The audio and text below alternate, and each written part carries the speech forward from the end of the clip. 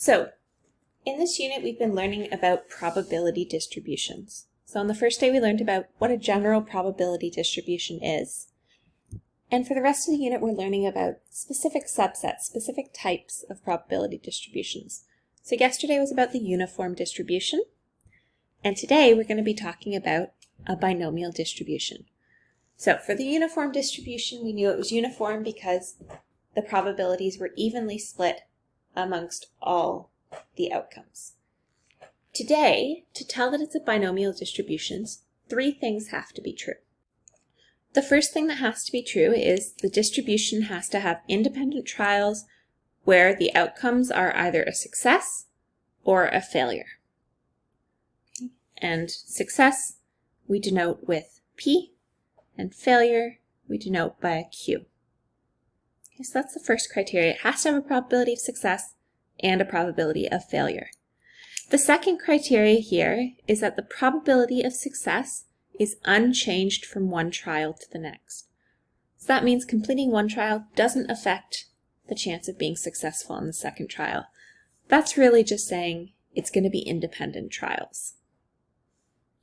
And the third thing that has to be true is that the random variable x is going to be the number of successes in a given number of trials. So there has to be some number of trials, which would be n. Okay? So we're finding some specific number of successes, which we will call x, in a specific number of n trials. So let's look at this example that I've written up at the top here. Rolling a 5 6 times out of 15 rolls. Is that an example of a binomial distribution? Well, in fact it is. Right? So the probability of success, a success here would be rolling a 5. There is a probability of successfully rolling a 5. That would be 1 out of 6. There's also a probability of failure. The probability of not rolling a 5 would be 5 out of 6.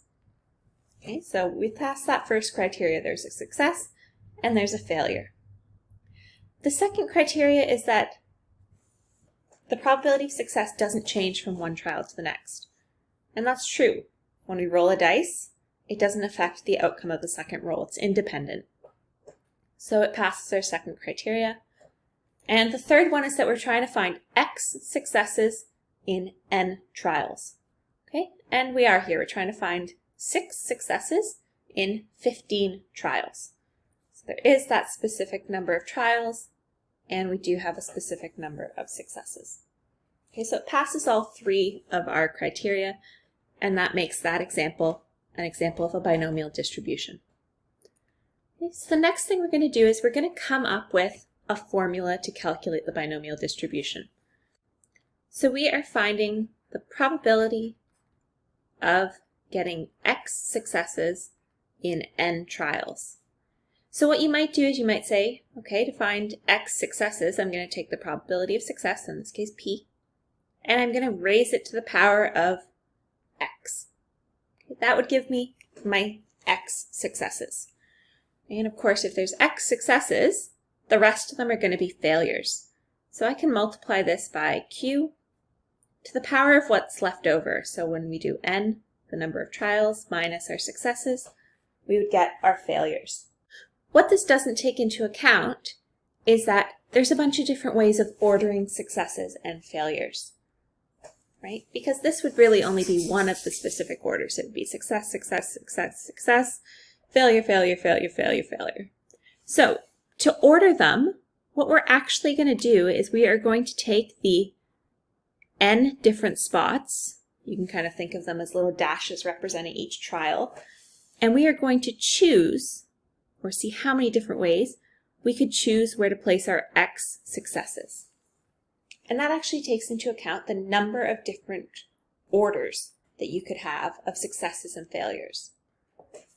Okay, so we did the number of trials, we chose our successes, and then we multiplied by the probability of success to the power of x, to the number of successes, and we multiplied by q, the probability of failure, to the number of failures.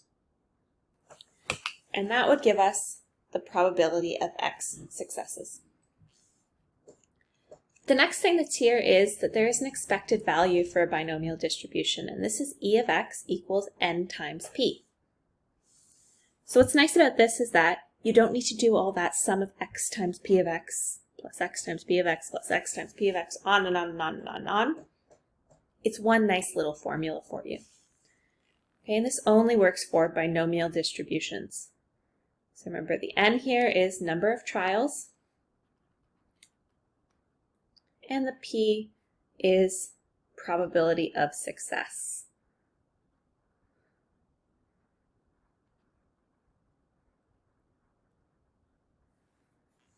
So if we take the number of trials and multiply by the probability of success, we would actually get the expected number of successes. So let's do some examples of this. So here's our first example. A pair of dice are rolled 20 times. What's the probability double sixes are rolled exactly twice? So remember, for this we're going to need an n, we're going to need a p, and we're going to need a q. So, if we read through this, a pair of dice is rolled 20 times. That's the number of trials, so that's going to be our n. They're asking us what's the probability that double sixes are rolled exactly twice. So, we want double sixes, so that's going to be our success. So if you look at your dice chart, there's 1 out of 36 ways to roll double sixes. And everything else that's left, the other 35, are considered to be failures. So 35 out of 36 is our probability of failure. And the last thing we have here is that we want to get exactly 2 double sixes. So that's actually the x that we're looking for. That's our number of successes. So to calculate this, we're going to do the probability that x equals 2. We're going to do the number of trials, so we're going to do our 20 trials, and we're going to choose 2 successes. Choose the places to put our 2 successes, really. Then we're going to do the probability of success, and we're going to raise it to the power of 2. And then we're going to do the probability of failure, and we're going to raise it to the number of failures. So if there's 2 successes out of 20, that means there's 18 failures. And when you work this out, you would get your final answer. So the next one here, this time they're asking us for at least 2 double sixes. So it's not an exact number, but we can calculate it using exact number of successes. Right? If they want at least 2 double sixes, that means that they want the probability of 2 successes plus the probability of 3 successes plus the probability of 4 successes and 5 successes, all the way up to the probability of 20 successes. Okay? That's the direct way of doing this. We are going to use the indirect way, because the indirect way is really 1 minus the things that we don't want. And in this case, the things that we don't want is that we don't want the 0 success case, and we don't want the 1 success case. Okay? And when we do this, that will be the probability of having at least 2 successes. So, we just now need to use this formula twice. So, the first one is the 0 case. So once again, you have 20 trials. You choose how many ways you can put your 0 successes. You do your probability of success to the power of 0, and that means that you're going to fail 20 times. Okay. And then you're going to do the exact same thing for the 1 success case. So 20 choices, choose your 1 success, your probability of success to the power of 1, probability of failure to the power of 19. Okay. And when you calculate that, you get 0.106. Okay. And that gives us our probability. So let's move on to the next example here. So you can take a pause and give this one a try if you'd like.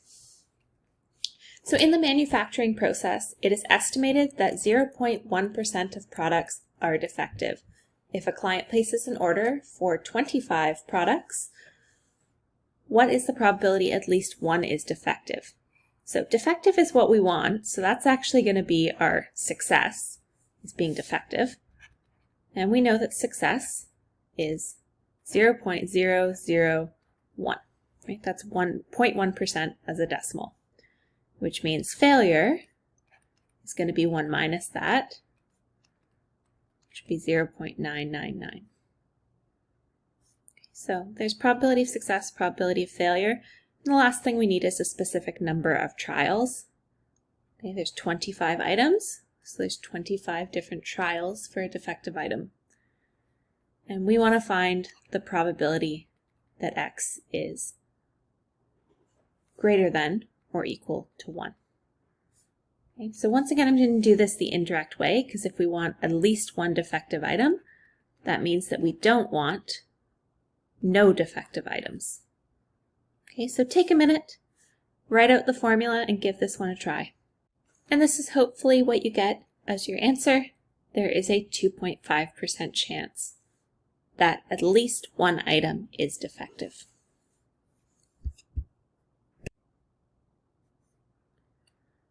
So this is our last example for today. A game consists of rolling a pair of dice 10 times. So 10 times, that's going to be our n. For each sum that equals either 6, 7, or 8 on 2 dice, you win $1. It costs $5 to play the game. Is this a fair game? So we're talking about fair game. And remember, when we're talking about fair games, what they really want is they want the expected value.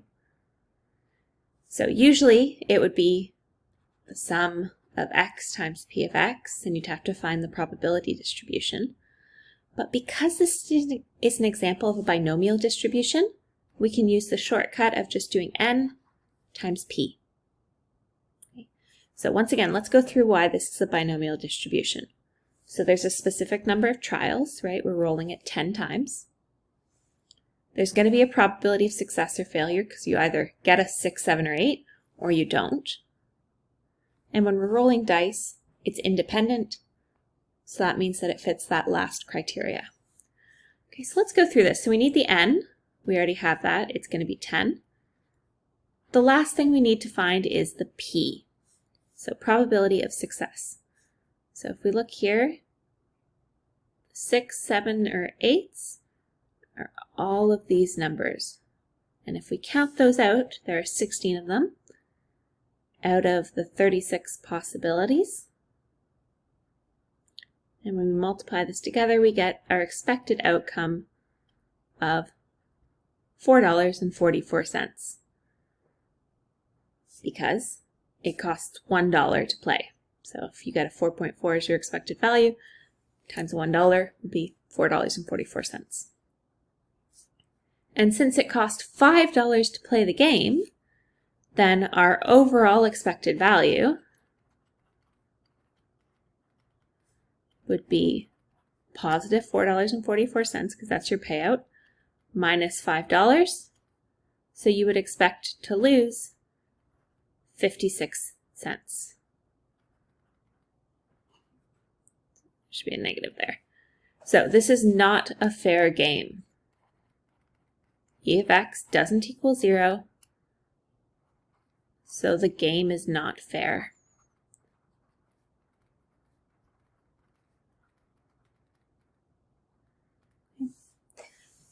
And that is much shorter than if we went about calculating a probability distribution and doing it the way that we would have in lesson 1.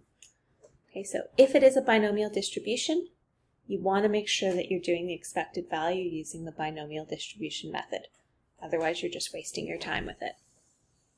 Okay, so if you have any questions about this, please don't hesitate to email me. And you guys can get started on the homework now. Have a good night.